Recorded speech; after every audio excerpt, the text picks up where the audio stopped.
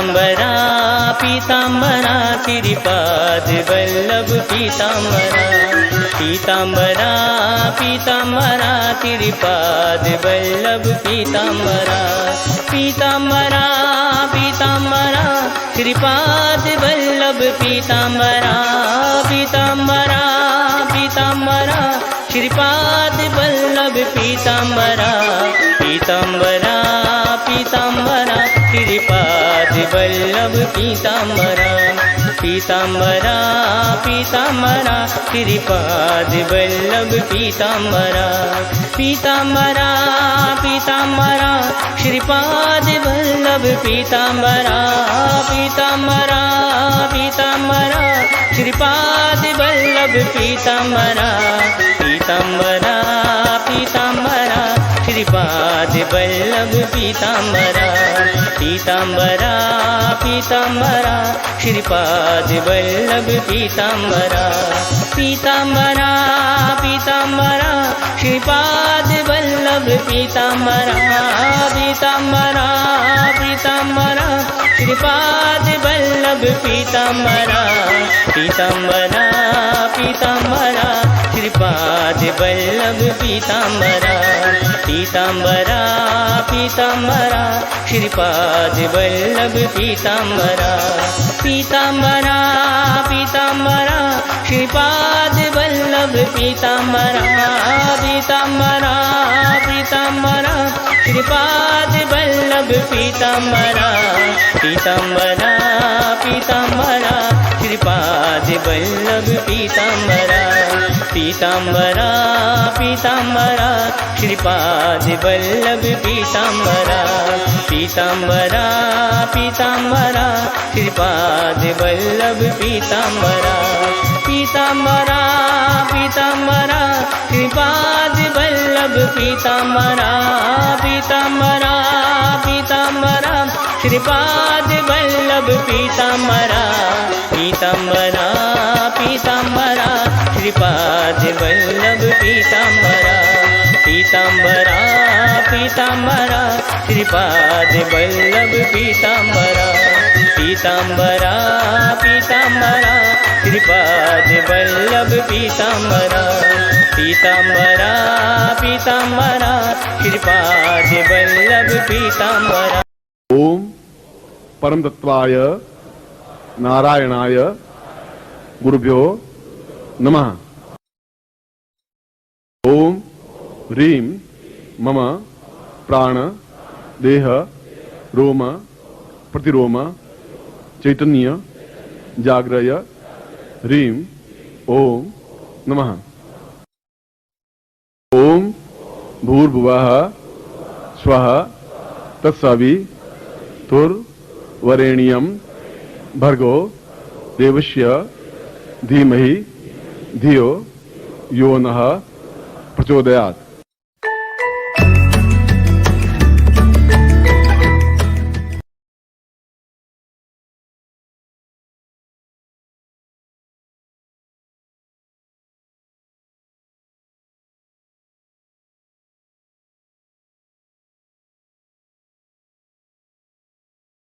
आप निखिल धाम के बाहर दो मंदिर देखते हैं, गणेश जी का मंदिर पड़ता है, हनुमान जी का मंदिर पड़ता है। आप यकीन नहीं मानेंगे दोनों मंदिर बन रहे थे, बनते बनते ये 60% बन गए थे। 60% बनने के बाद मुझे ये पसंद नहीं आया मंदिर। मैंने तुरंत बोला मैं सुबह आऊँगा, दोनों मंदिर तोड़ देना, दोनों को क्रश कर दो। और बोले गुरुजी बहुत खर्चा हो जाएगा। मैंने कहा नहीं, इसको क्रश कर दो, इन दोनों मंदिरों को। सुबह में आऊँगा, इसको तोड़ के रख देना, मैं फिर से बनाऊँगा नए तरीके से। पर मैंने उनको कंप्रोमाइज़ भी नहीं करता, दोनों मंदिर तोड़वा दिए और तोड़वाने के बाद फिर से नए मंदिर बनवाए।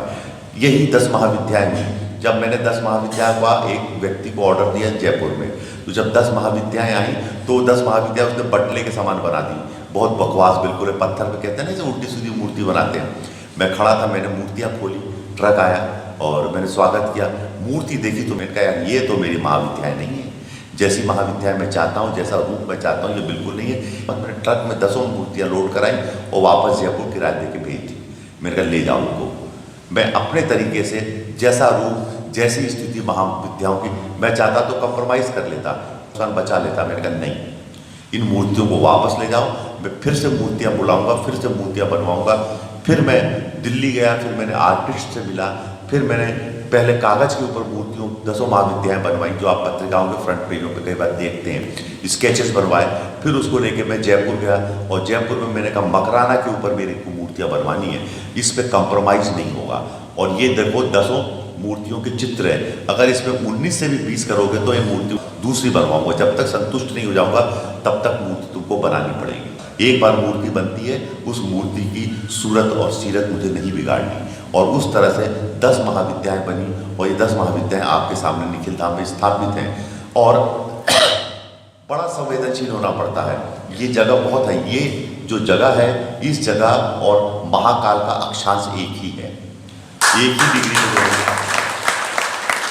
आपको मालूम नहीं है। और ये ओम वैली है, ओम वैली के बिंदु के ऊपर निखिल धाम स्थापित है। ये निखिल धाम स्थापित है ओम वैली पे, महाकाल और ये दोनों एक ही अक्षांश के ऊपर है।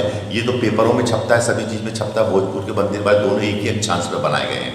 तो टेक्निकली ये बहुत साउंड जगह है। और इस जगह को पीछे भी मैंने डेवलप किया, उसकी पीछे भी एक कहानी है। मैं तो चूँकि मैं और माता जी भोपाल के ही हैं, तो जब ये निखिल धाम नहीं था, कुछ नहीं था, बड़े पूंजी नहीं आते थे, तो पीछे की नदी बड़ी सुंदर थी। ये मैं बात बता रहा हूँ 1998, 97, 95 में माता जी और मैं भोजपुर साइड आते थे घूमने। उस समय ये नदी बहुत जीवित जागृत थी और निखिल धाम लेने के बाद भी ये नदी बहुत अच्छी थी। इस नदी में मैंने इतने ऊद बिलाव देखे हैं जो उछल उछल के खेलते थे। मैंने इसमें इतनी अच्छी अच्छी चिड़ियाएँ देखी हैं, इतनी मछलियाँ देखी हैं, इसमें इतने घोंगे देखे हैं, इसमें क्या नहीं देखा मैंने। और ये जीवित जागृत नदी है। ये नदी आगे चल के बेतवा बनती है। भोजपुर के पास एक कुंड निकलता है, उसमें जाके मिक्स हो जाती है, फिर यही बेतवा होके वहाँ तक जाके टॉस से मिलती है यूपी में जाके। तो ये नदी वहाँ तक जाती है और ये पूरी जीवित जागृत नदी है। पर हाँ, और इसमें इतनी मछलियाँ होती थी कि पूछने वाली बात, इतना खूबसूरत, इतनी इस निखिल धाम के पर जब मैंने लिया था तो इस नदी की खूबसूरती को निहारता था मैं बैठ के, पीछे बैठ के देखता था। ऐसे ऊद बिलाव खेलते थे, ऐसे एक से एक चिड़िया मछली पकड़ने वाली आती थी, विदेशी पक्षी आते थे, बहुत अच्छी नदी थी। जब मैंने लिया था तो इस नदी के किनारे, निखिल धाम के किनारे बहुत बहुत पुराना 300 साल पुराना करीब गूलर का पेड़ था। तो ये स्थितियाँ बनती हैं। और आप सोचते होंगे शिष्य आए, और बहुत सारे लोग सोचते हैं शिष्य आते हैं, शिष्य नहीं दिखते, शिष्य भाग जाते हैं। ऐसा नहीं है, ऐसा मत सोचिए। देखिए, आप अमेरिका जाते हैं या तो आप एक टूरिस्ट वीज़े पे जा सकते हैं, 10 दिन के लिए जाइए, 15 दिन के लिए अमेरिका जाइए, घूम के चले आइए। वो टूरिस्ट वीज़ा 5 मिनट के अंदर कोई भी गवर्नमेंट दे देती है। उसके बाद एक होता है आप पढ़ने लिखने गए, तो पढ़ने लिखने के लिए भी थोड़ी देर के लिए वीज़ा मिल जाता है। उसके बाद कभी कभी आपको कंपनी स्पॉन्सर्ड कर दे, जाओ भाई 1-2 साल के लिए नौकरी करके आ जाओ। वो भी कोई परमानेंट रेसिडेंस नहीं होते हैं वो लोग, वहाँ पे घूमने फिरने के लिए दे देते हैं। उसके बाद एक होता है फिर गए तो कुछ काम धाम किया, धंधा किया, वो भी चलता है, वो भी होता है। तो वैसे लोग भी विदेश जाते हैं, ऐसा भी होता है। और कुछ लोग ऐसे भी होते हैं जहाँ जाते हैं जिनको ग्रीन कार्ड मिलता है, थोड़े दिनों बाद उनको, लंबे समय के बाद थोड़े दिनों बाद उनको वहाँ की नागरिकता मिलती है। इतना आसान नहीं है। तो ऐसे ही अध्यात्म में दीक्षा लेने वाले क्षेत्रों में भी यही बात है। बहुत सारे लोग टूरिस्ट वीज़े पे मुझसे दीक्षा लेने आते हैं, थोड़े दिन टूर करते हैं, दीक्षा लेते हैं, चले जाते हैं। बहुत सारे लोग काम कराने आते हैं, काम करके चले जाते हैं, उसमें बुराई नहीं है, मैं उनकी कभी बुराई नहीं करता। तो आपको इस निखिल धाम के बारे में बता रहा था। और देवताओं को भूमि दान करना इस संसार का सबसे बड़ा महापुण्य है। इस बात को आप समझ, इस सोच के अंतर्गत चल के ये निखिल धाम को देवालयम कहा गया। ये देवताओं को दान में दी गई भूमि है, ये गुरु को दान में दी गई भूमि। गुरु भी तो परम देवता हैं, तो सदगुरु स्वामी निखिलेश्वर महाराज, तो उनको दान में दी गई भूमि है, उनको दिया गया दान है आप सब शिष्यों का, और आपको बना के दिया गया है। और इस शर्त के साथ बना के दिया गया, इस स्पिरिचुअल पावर के साथ बना के दिया गया है कि आपकी एक लंबी श्रृंखला चलेगी। आपके बच्चों के बच्चे एक दिन में खत्म नहीं होगी। उसमें इसको इनबिल्ट कर दिया गया है, उसको आपके डीएनए में डाल दिया गया है कि आने वाले समय में लक्ष्मी आपके नृत्य करेगी। ऐसा मेरा आपको आशीर्वाद। देखो, रेंटेड चीजें मत लो, रेंटेड चीजों को समझो। अरे रेंटेड चीज में क्या, होटल चले जाओ तो रेंट में किराए पे लिया होटल है, 5 स्टार होटल का कमरा ले लो, 20,000 रुपये पेमेंट दे दो, 25,000 रुपये पेमेंट दो, रेंटेड है। 2 दिन रहो, 3 दिन रहोगे, 4 दिन रहोगे, 5 महीना भर रहो ना, जाके ताज होटल में जाके रहो, 5 स्टार होटल में, पर इट इज रेंटेड। एक दिन वो कहेगा पैसा नहीं दोगे, बोले खाली कर दे होटल। तो एक साधक जो है, साधक रेंटेड चीजों को हमेशा अवॉइड करता है। ये निखिल धाम आपका अपना है, आपका है। आप रात को 2 बजे पूजन करो, रात को इस निखिल धाम के कमरे में नाचो, इस कमरे में गुरु जी की रात को 3 बजे आरती उतारो, कोई मना नहीं करेगा, क्योंकि ये रेंटेड नहीं है।